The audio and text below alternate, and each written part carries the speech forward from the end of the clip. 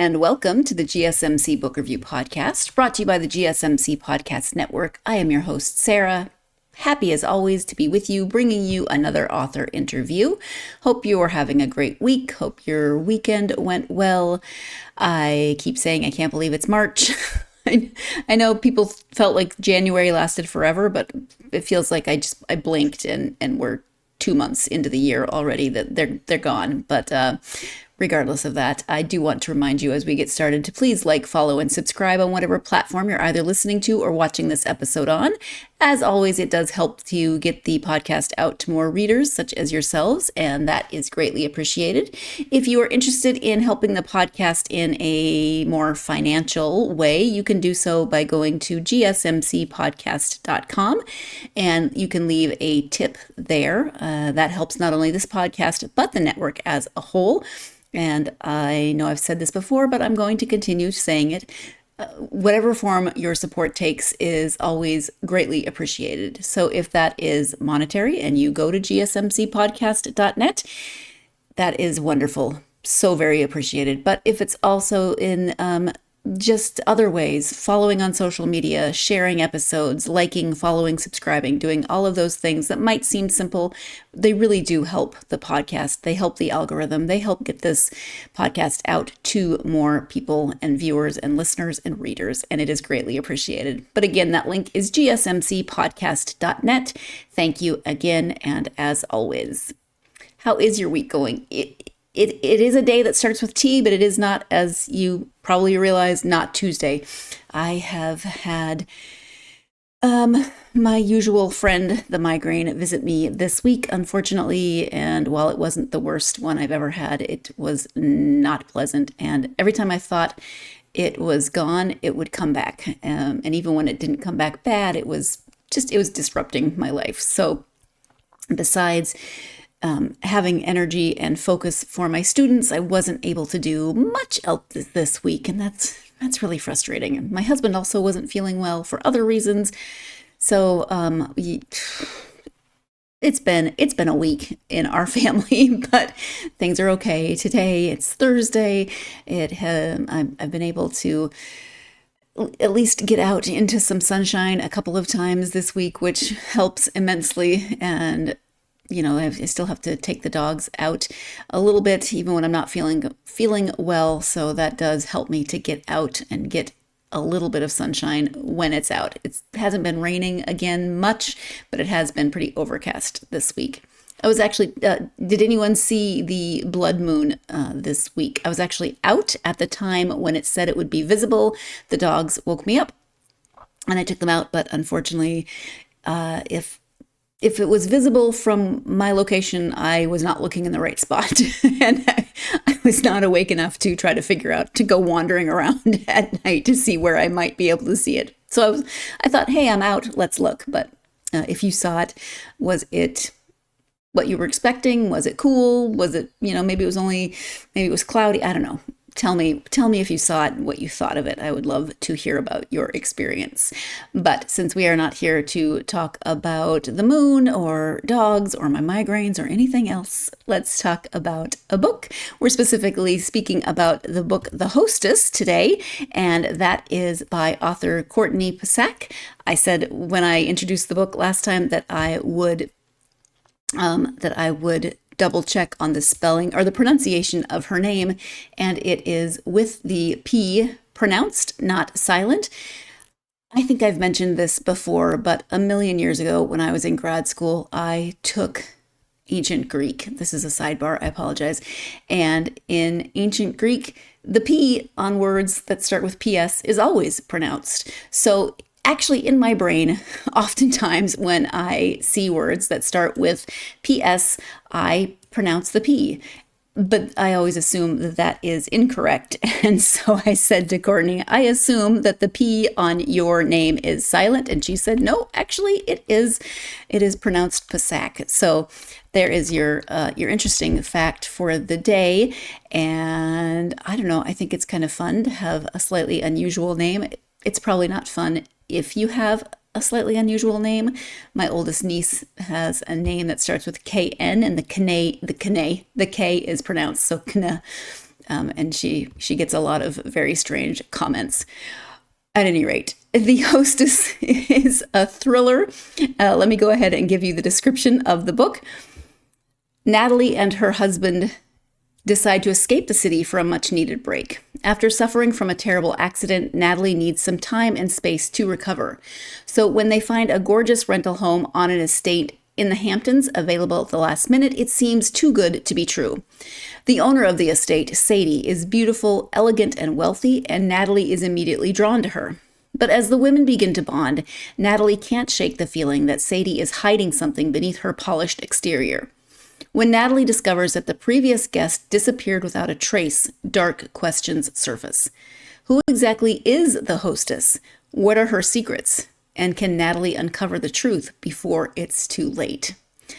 So, thriller. You've got two women who are very interesting in their own right, but right away as you're reading, there are reasons to wonder what from each of them we should trust. Are they reliable narrators? And there's different reasons for both women as to why we should trust them. So you're not sure, okay, who should I trust? Should I trust either of them? Should I trust both of them? What is going on here? And it's isolated, of course, as a good thriller often is. It ends up being the two of them together a lot, and they develop a friendship of sorts, but that friendship has a lot of red flags, a lot of pitfalls, and you just start to wonder, okay, you're wondering what actually happened to the person who was in the house before Natalie and her husband. What is going on now? Because there are things happening, and Natalie is not sure if she is imagining them, if they're actually happening. There's reasons to believe that she could be imagining them, and Courtney will go into more of those reasons as we talk. So there's a lot of just, you're not sure. There's a lot of being unsure as the reader, and you can tell that even the characters are unsure often. But the tension is heightened by the isolation, and a lot of other different factors are heightening that tension. So one of those books that is not high on the ick factor, but high on the like, you constantly feel like, is there going to be a jump scare somewhere in here? What is going to happen? What is going on? So let's go ahead and let Courtney talk more about the book. Again, it is called The Hostess. The author is Courtney Psak. Hi, Courtney. Welcome to the podcast. Thank you so much for having me. Thank you for being here. I am excited to talk about your suspense novel, The Hostess. But before we get to the book, if you wouldn't mind just sharing a little bit about yourself so my readers can get to know you a bit. Sure. Well, my name is Courtney Psak. The P is not silent. A lot of people think that. I live in Palm Beach, Florida, and I have two boys, 5 and 8 years old. Okay. Thank you. Actually, Florida makes sense since I'm seeing it looks like very nice weather out the window. Yeah. For the first time in a while, even we were having that cold snap here. Okay. Yeah, but it's not snow, so that's good. No snow. Yeah.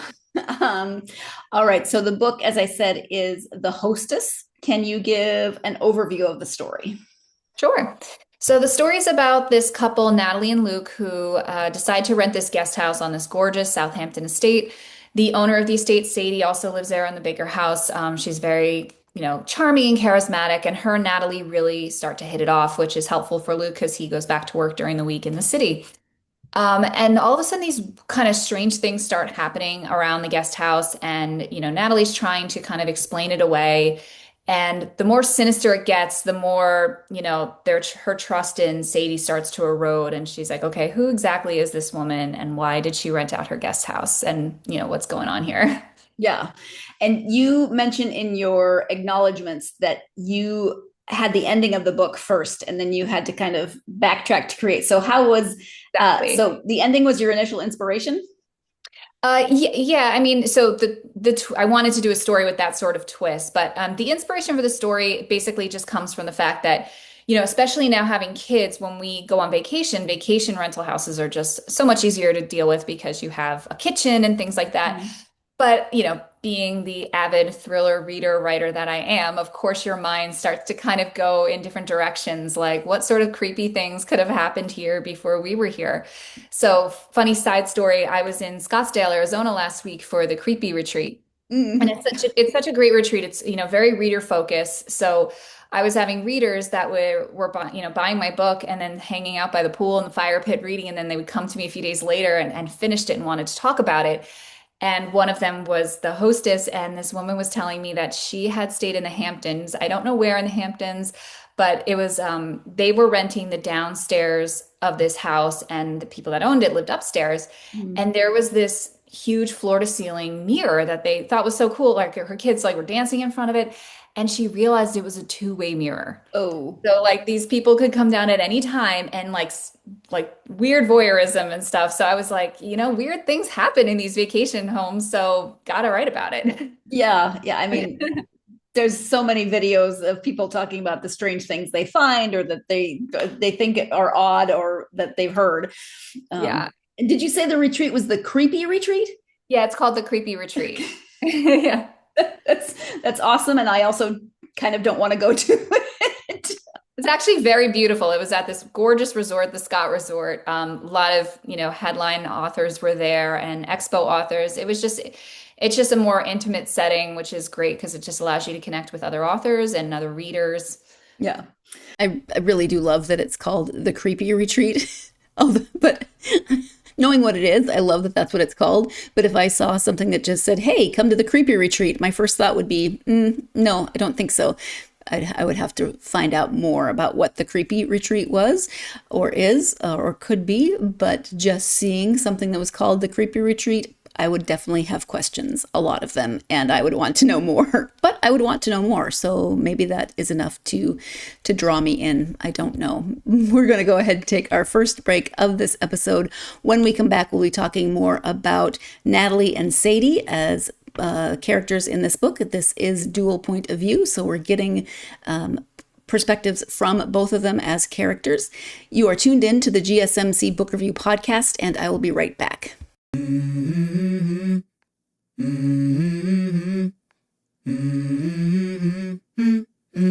Let's go. I wake up to a little bit of drool on my pillow, feel like it's gonna be a bad day. Yeah, I'm tired of shit, and the coffee ain't hit yet, damn, ain't that great. I don't wanna go to work, cause my boss is a jerk, and I'm not even that paid. I need a change in my life, cause I don't feel alive, and there's nothing that makes me happy. Hold my beer for a minute, I'm about to quit my job, cash in for a ticket. I'm going on a trip and I don't plan to visit. I'm gonna stay there till I feel like I'm winning, and this is just the beginning. I need a big change, help me feel like living. I need a big swing, home runs I'm hitting, and I'll never look back, moving on till I get it all. And we all got dreams, we all want things, but what you gonna do for it? How you gonna move for it? What you gonna be? And do you believe you can do anything? Welcome back to the GSMC Book Review Podcast and my conversation with author Courtney Psak. We are talking about her book, The Hostess, and before the break, she gave an overview of that story, really set the stage for how this thriller is set up and why events are able to play out as they do. Let's go ahead and return to the conversation with Courtney. Back to the book. It is dual point of view. So we get both Natalie and Sadie's points of view. Can you talk about, at least initially, what might resonate with readers for each woman?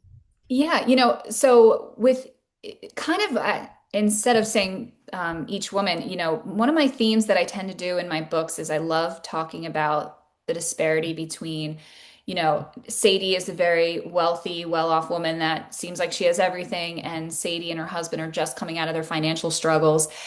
And, one of the reasons that Sadie and Natalie hit it off so well is because despite where you are in society, they're really not that different from each other. They still come from traumatic backgrounds, and they both have this, vulnerability to them.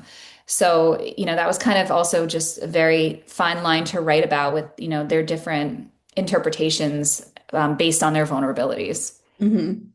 And as we start reading and get further into the story, there are reasons to speculate as to whether either or both of these characters are reliable or unreliable narrators. So how do you go about writing that one, so it's not confusing to you as the author, but also, so the reader is still engaged and interacting with the characters? Yeah, it was they were very challenging characters to write. When you write, in most cases I can do an outline, I do a background of the characters, I get like 5 chapters in, make sure that, my characters based on their personalities are going in the right direction, that move the plot forward. But in this one, you really had to sit with each scene and make sure that everything really lined up. And so, for Natalie, so her background is that she's recovering from a brain injury after a traumatic car accident. And as a result, she's on this medication that can cause hallucinations. So part of her unease at this new place is that she's seeing and hearing things that don't make sense. And she's a very rational person. She's herself an ER nurse. So she kind of wants to explain it away and go, okay, well, I know I never had these sort of, side effects before, but I'm in a new location, maybe my brain is just kind of the same way any of us, when we stay at a new house, we hear every little creak, that sort of thing. So she's trying to explain that away because obviously that's more rational than, claiming all these things like there's a ghost in the house or whatever, something that would make her sound crazy. And, so as a result, she can't trust herself in what she's seeing or doing. And, which is really, interesting. And then we have Sadie, who is a former psychiatrist that was in a psych, treating patients in a psych ward. And so a friend of mine's an ER nurse, and she was able to connect me with her coworker who is a psychiatrist in the psych ward. And that was a really interesting, research. That was interesting research to do. And also just in developing Sadie's character, if that's the kind of world you live in, like, how do you view the rest of the world? What's your viewpoint? And so I've just, I've found a lot, she's very vulnerable, but she also has the tools to be manipulative. So you don't know kind of who to believe on either end or who's gaslighting who. Right. And it sometimes feels like there is a bit of a fine line between a developing friendship and a little bit of rivalry or suspicion. Can you talk about walking that line as well? Yeah, that was a very thin line for the two of them because of the fact that they're both very insecure. So, you have this situation where, Natalie has, this traumatic past that she hasn't even told her husband about. And Sadie while Sadie's kind of explaining her trauma, Natalie finds, kinship in that. And as a result, it feels like fast best friends. Like, I'm able to tell you secrets I can't even tell my husband, like we're so close. But then there's also that vulnerability, like they have the tools to just completely ruin me now. And every little thing is suspicious. And so it kind of goes in that way. And then also, Sadie's character reflects back on her best friend, Cassie, and how when they were very young, they were the best friends in the world. And then their lives just took them in different directions. And you also see their intense bonding, bonding again, eroding again relationship. And it's just, just as everyone evolves and changes, how much that can reflect on your current relationships. You mentioned earlier that you like to have a character outline before you start writing, and check back in with that. But how often do your characters evolve or even go in directions that you're maybe not expecting? Oh, they constantly, and especially in this one, they constantly do. And yeah, I was calling my friend back up. I'm like, that's an ER nurse. I'm like, hi, got to ask you about this now. Like, could this actually happen? Does this seem realistic? And she's always been so helpful. Like, anytime I call her, she picks up and she's like, all right, who are we killing now? Like, yeah. I'm sure I can imagine that she's probably like looking at the phone, like, what is she going to ask me this time? And it could be fun, or it could be just like completely off the wall. Yeah. We have fun with it. And she'll be like, yeah, I'm at my kid's baseball practice. Sorry, I got to walk away. The parents are looking at me weird. Right, exactly. Luke and Tom, sorry, are the husbands, and they're crucial to the plot, but we don't see them as much. So again, talk about writing characters that really are very important, and also but not as present. Yeah. Well, so yeah, I mean, Luke had to go away because he's of sound in mind and he would be able to explain away anything that Natalie was going through. So we had to really isolate her. And so, again, the reason that we're even at this guest house is because, part of her childhood trauma was she was in a horrific car accident as a child and she lost her brother. And so now this second car accident happens when her husband was walking drunk across the street in the city and this car comes flying down. And so she pushes him out of the way and she takes the brunt of it.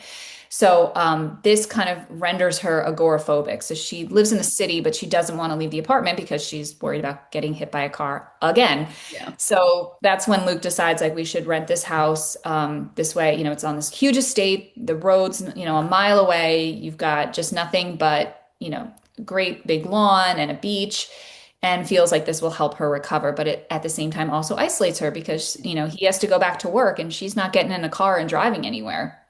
And so, yeah, so we wanted him there as, support, but also we needed her to kind of be in her own element. And the same with Sadie, I mean, part of having that unreliable narrator is they've got to be by themselves in some of these situations. And, if the husband's there, it kind of, Right. it muddles the waters a little bit. Yeah. As you heard, this is dual point of view. We have Natalie and Sadie's characters. Both women are married, but neither husband is present much in the story. Referred to, yes, present some, but not present. And of course, that, as Courtney said, adds to that sense of isolation. It would be different if Courtney was able to maybe have a conversation with Luke and say, hey, did you see this? Hey, what's going on? Hey, I think this is happening. But no, she's in the house by herself and really trying to figure things out. And so it would be a much different book without that heightened level of isolation. We're going to go ahead and take our next break of this episode. When we come back, talking more specifically about the isolation within the setting of the book. You are tuned in to the GSMC Book Review Podcast, and I'll be right back.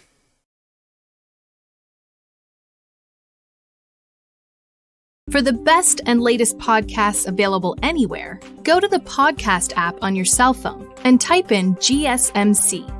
To access free content-rich podcasts on health and wellness, book reviews, sports, entertainment, relationships, social media, movies, technology, finance, and even weird news. Subscribe and download the GSMC Podcast Network's family of shows, available everywhere podcasts are found.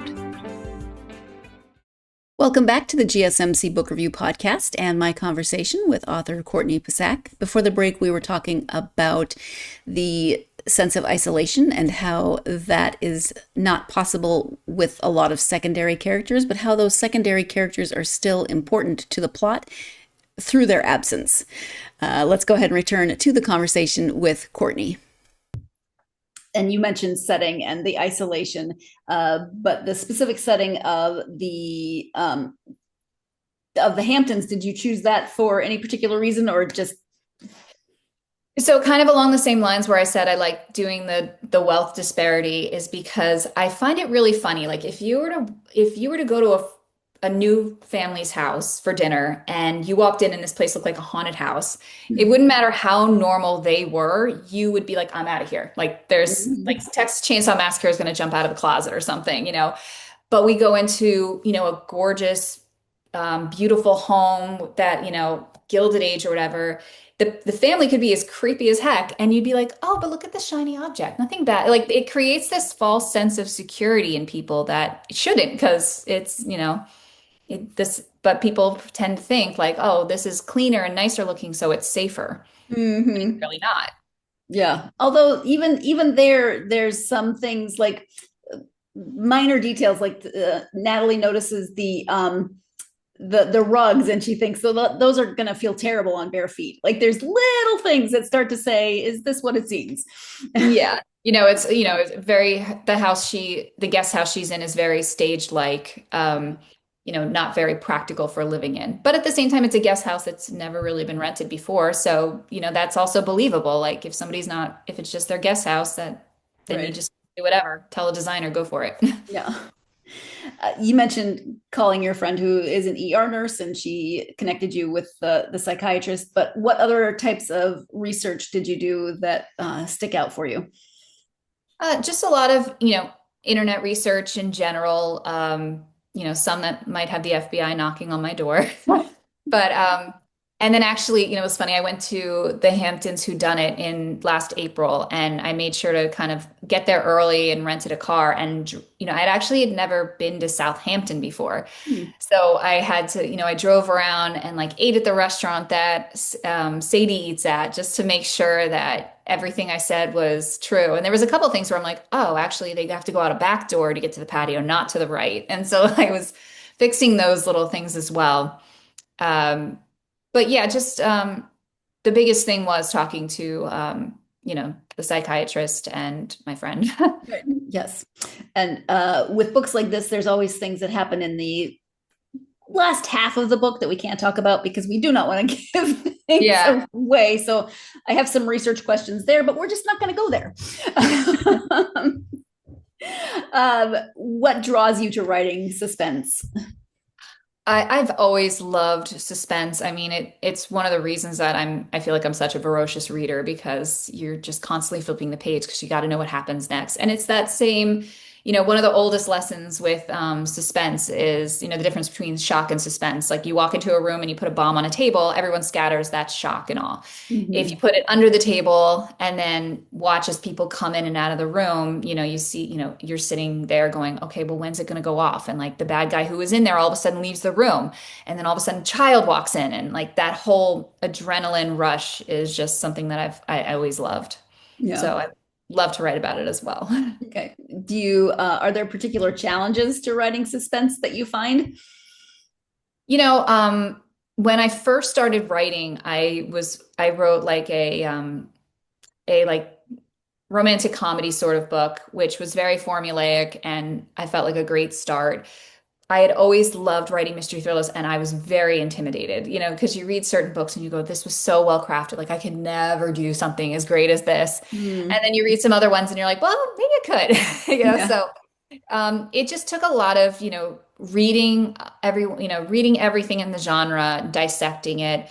There's also Writers Digest does a yearly thriller writers conference in March that I always take every year, that just points out different tactics that you may not have thought about because you were writing a different book at the time, and Mhm. gives you just a lot of good advice. So I tend to do that as a refresher course every year to help and make sure that I'm, maintaining, sticking with the tropes, not shooting myself in the foot sort of approaches. Yeah. Makes sense. Are you working on anything currently? So right now, so my publisher is Hodder and Stoughton. They're a UK-based publisher. So a lot of like my book will come out in the UK, but I have a delay on the paperback. So as of right now, the Hostess is out in audio and digital, but the paperback here won't come out until April 21st. So my next book with them comes out in June 11th. So audio and digital will be available, but the paperback will be on a US delay until the 23rd. Mhm. So that'll be my third book up with them. And so I'm currently just working on notes for my next novel to go out on submission. Okay. And we'll see from there. And you have another book, The Tutor, and the covers are very similar. Are there any similarities in the book, or just No, name? they're very standalone, but my publisher kind of wanted something that was eye-catching, very much like a Frida McFadden, because these, for the most part, are these very fast-paced popcorn thrillers that we want people to be able to kind of easily approach and tear through. It is a fast read, that's for sure. Yeah, so if you look at the covers of The Hostess and The Tutor, they are very similar. They have a single woman, her back to the camera, kind of facing away, but looking a little bit over her shoulder. They're a little bit different in their posture, but very similar, and so they look like they belong together, which is great because then oh, these are similar in some way. How are they similar? But they are in fact standalone novels, as you just heard. We're going to go ahead and take our final break of this episode. When we come back, Courtney will talk more about deciding to write for publication. You're tuned in to the GSMC Book Review Podcast, and I'll be right back.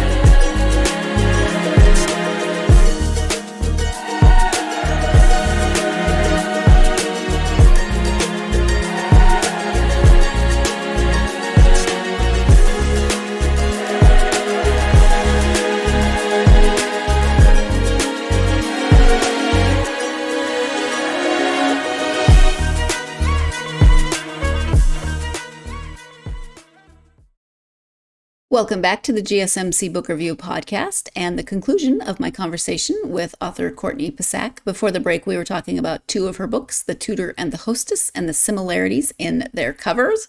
But let's go ahead and return to the conversation with Courtney. You mentioned writing that romantic comedy, but is writing something that you've always wanted to do, or did you come to it later in life? How did that work for you? It was something I always wanted to do. You know, I was a ferocious reader even when I was in kindergarten. I always kind of read above my grade level. And when I was in second grade, we had library day, and you know, the librarian read us this book, and she closed it and told us that it was written by a second grader. And I remember that just like blew my mind because I was like, wait, Wow. I thought you had to be an adult to do this. So ever since then, I've always, I never published anything, but I was always, writing my own stories at that point. Okay. And Wow. That would get your attention, a book written by a second grader. right. Yeah. Amazing. And so from your own experience then, and you mentioned the course that you take every year and different things that you do, what advice would you give to somebody who's wanting to write? One of the things I felt like I didn't realize ahead of time, because writing is such an isolating thing, is that there's these communities out there that you can join that are really helpful. So if you are, into writing mystery thrillers, Sisters in Crime, International Thriller Writers, or Mystery Writers of America, you can join these, they're not a lot of money. It's like 25, $50, somewhere around there. And you have a community of people that, it helps when you're trying to do, critique. You have critique groups. They have, they'll have a police person come on a forum. You can ask questions and understand police procedurals. So there's a lot of resources there that you can use, which I find, I wish I had known about. Yeah, that makes sense. And you don't know what you don't know. So that's what I always think, is that there's so much I don't know. So who can I ask? Exactly. Yeah, that would make sense. When you take time to read, just for you, not necessarily for research or anything else, favorite authors and genres? So it's hard to call out a favorite author now because I've met so many and they're so great. But the ones that shaped me and got me into mystery thrillers, I started with R.L. Stine, Christopher Pike, James Patterson, Agatha Christie, Raymond Chandler, Dashiell Hammett. So I was always within that realm of mystery thrillers. I always wanted to solve the puzzle, Nancy Drew and things like that. Yeah. Do you feel like you're good at figuring out books when you read them? Like, do you tend to know the ending, or are you surprised? It depends on the book. I remember, I won't give the title of the book out, but I was reading a book in book club and nobody could understand. They're like, I can't believe this guy killed her in the end. This was crazy. And I'm like, what do you mean? I knew that in the first 5 pages. They're like, how did you know? I'm like, because the whole thing was written in past tense and nobody else got that. And so that was one of the harder things that came to when I was writing, because you kind of go, oh my gosh, people are going to see that. They're going to know, but that's not always the case. But no, there's plenty of times where even now I still get, that's why I have so many favorite authors, because I'm like, I'll see them at a conference and I'm like, how did you do that? Like, that was amazing. Like, oh my God, that whole past was a red herring. That blew my mind, So things like that. I mean, some you get, some you don't. Right. Which brings up a good point. When you sit down to write a story, how do you decide what tense you're writing in, what point of view you're writing in? Is it first person, past tense? Yeah, all those good questions. How do you decide? Yeah, it's hard. I've definitely gone back and forth. I think some of my favorite ones are when you'll have two storylines going and then you find out at the end that one of them was the past and then they've suddenly connected together. I still haven't perfected that one, but I really like that idea. Yeah. I'm sure that there's so many different options that it would each provide different challenges. Yes, exactly. Yeah. If people want to know more about you and the books, website, and any social media that you're active on. Yes. So CourtneyPsak.com is my website. I am most active on Instagram. So my handle is Courtney Psak _author. Okay. Thank you. Courtney, is there anything that we haven't talked about that you wanted to make sure you brought up or highlighted during our time? No, I think we covered everything. You had a lot of thorough questions. Okay, that's good. I'm glad to hear that. Well, thank you so much for taking time out of your day and your weekend to talk to me about the Hostess and writing. I really appreciate it. Of course. Thank you so much for having me. It was an honor. Thank you again to Courtney for joining me to talk about The Hostess. If you are a fan of thrillers, especially suspense and psychological thrillers, ones that, you know how I say they're high on the eek factor, but not on the ick factor, and it's not like eek in terms of you're going to be terrified so you can't sleep, but definitely that sense of what is going to happen? Is there going to be a jump scare? What exactly is going on? It's one of those that you're trying to puzzle through. And it is, as I said in the interview, it's a fast read. So it pulls you in. You are trying to figure out what's going on. And then you're trying to figure it out and get to that point where it is explained. Of course, it is. We can't talk about that.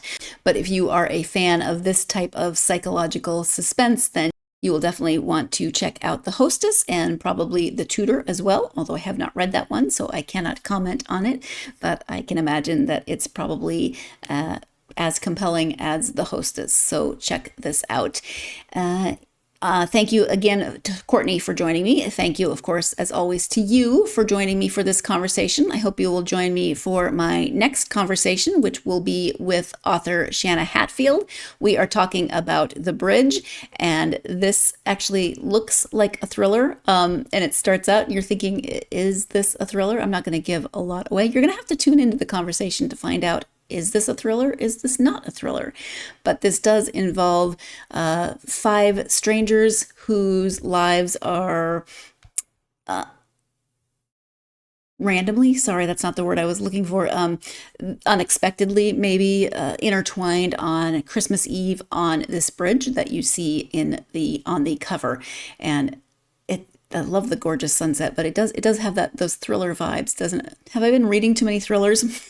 You're going to have to join me for the conversation. But this does take place on Christmas Eve. So if you're missing kind of, a couple months ago, that Christmas feeling, you might want to check this one out since it does take place at the holidays. But the lives of 5 strangers suddenly become intertwined in ways that they were not expecting. And, as you know, you never know when you wake up what's going to happen in your day. And that's certainly the case for this book. So please join me next time for the conversation with Shanna. In the meantime, I hope you are having a wonderful week. It is already Thursday. Tomorrow is Friday. So hopefully you've got something going on this weekend. Hopefully the weather will give you the opportunity to do something that you want to do, or maybe the weather will give you the opportunity to stay home. Whatever it does, you know what I am going to say now. No matter what the weather's doing, no matter what you are doing, I always hope that you are going to find time and that your life and the universe is going to give you time to get yourself lost in a good book. Thank you so much, and I will talk to you next time.